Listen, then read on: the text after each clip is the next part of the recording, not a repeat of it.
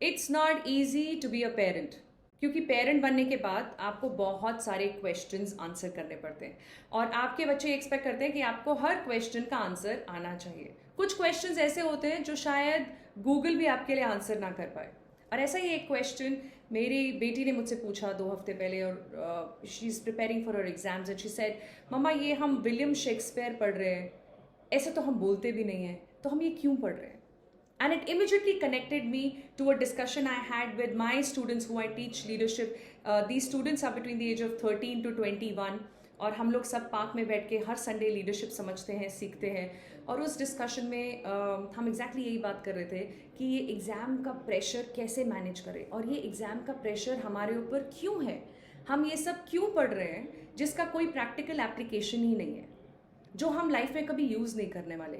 ये इंटीजर और ये डेविएशन और ये हिस्ट्री के फैक्ट्स एंड फिगर्स और ये बाकी सारे सब्जेक्ट के इतना सारा जो कंटेंट हमें कंज्यूम करके वॉमिट आउट करना पड़ता है एग्जाम्स में, ये क्यों है?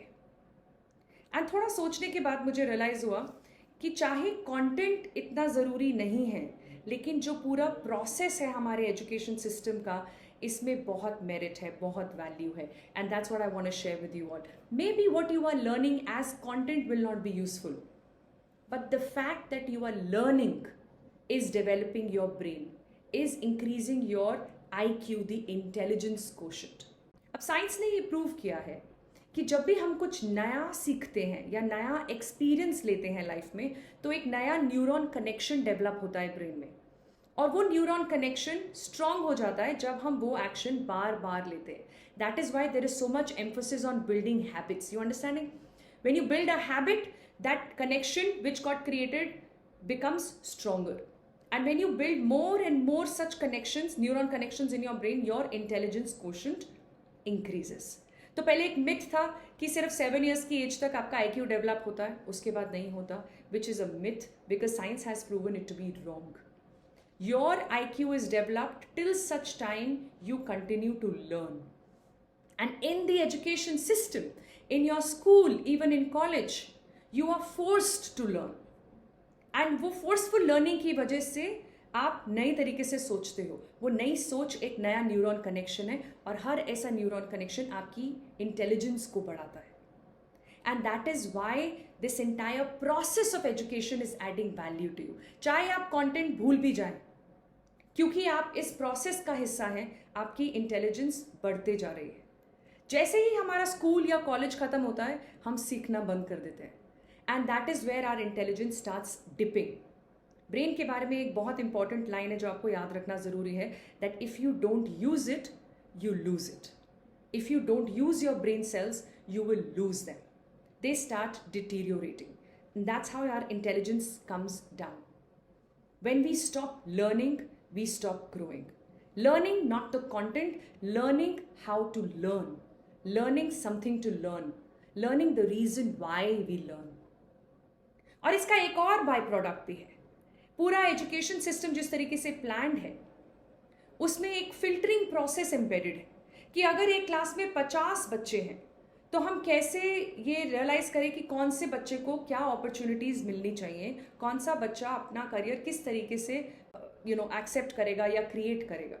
तो उसके लिए एक यूनिफॉर्मिटी होना ज़रूरी है, सबको एक लेवल पे जज करना ज़रूरी है, because there is no other way.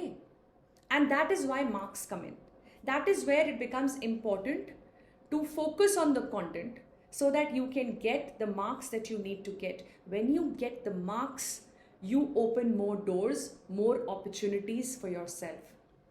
1 minute के लिए आप अपने आप को किसी और के शूज़ में डाल के देखिए। वो लोग जो आपको जॉब के लिए हायर कर रहे हैं, जो आपका इंटरव्यू ले रहे हैं, वो किस बेसिस पे डिसाइड करेंगे कि आप में ज़्यादा पोटेंशियल है या आपके साथ जो 10 लोग और बैठे हैं उनमें ज़्यादा पोटेंशियल है? How will we know in just 30 minutes? It's not possible. So what do we need? We need parameters. We need criterias. Marks is an easy, tangible, quantitative, measurable criteria. Marks आपकी intelligence define नहीं करता, लेकिन सच ये है कि marks आपके लिए ज़्यादा opportunities create करता है that you can choose from. तो अगर आप 90 to 100% के बीच में हैं, तो आपके पास 20 opportunities हैं। अगर आप 80% में हैं तो शायद आपके पास 15 अपॉर्चुनिटीज़ हैं, अगर आप उसके नीचे हैं तो शायद आपके पास 5 या 2 अपॉर्चुनिटीज़ हैं, और वो 5 या 2 ऑप्शंस में से आपको एक चूज़ करना पड़ेगा। अगर आप अपनी ऑप्शंस इंक्रीज करना चाहते हैं तो आपको मार्क्स पे फोकस करना ज़रूरी है। क्यों?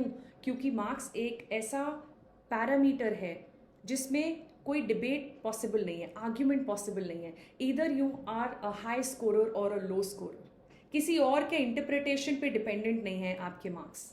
You understanding? So if you are a 90%, 95%, no matter who the other person is in front of you, is assuming that you deserve this opportunity, and you leverage on that assumption to your benefit. So life के पहले 15 साल, 17 साल, 20 साल जो ये environment हमारे लिए create होता है, जिसके लिए हमारे पेरेंट्स रात दिन मेहनत करते हैं ताकि वो हमें अच्छे से अच्छी एजुकेशन दे सकें, उसका अर्थ क्या है, उसका एसेंस क्या है? उसका एसेंस है कि आपका ब्रेन डेवलप हो और आप वो इंटेलिजेंस यूज करके अपने लिए 20 अलग अलग ऑप्शंस और अपॉर्चुनिटीज क्रिएट कर सके। And then you are the boss, you decide what you want to do. You are not compelled to do what you get, you are ready to receive what you want. And for that to happen, you need to accept the system instead of fighting the system, and understand the merit that is embedded in the system. Bring your focus to doing the best you can by leveraging on this process of learning and by understanding the content so that you can get the marks which will open every single gate for you, and then you decide which one will you go through. All the very best.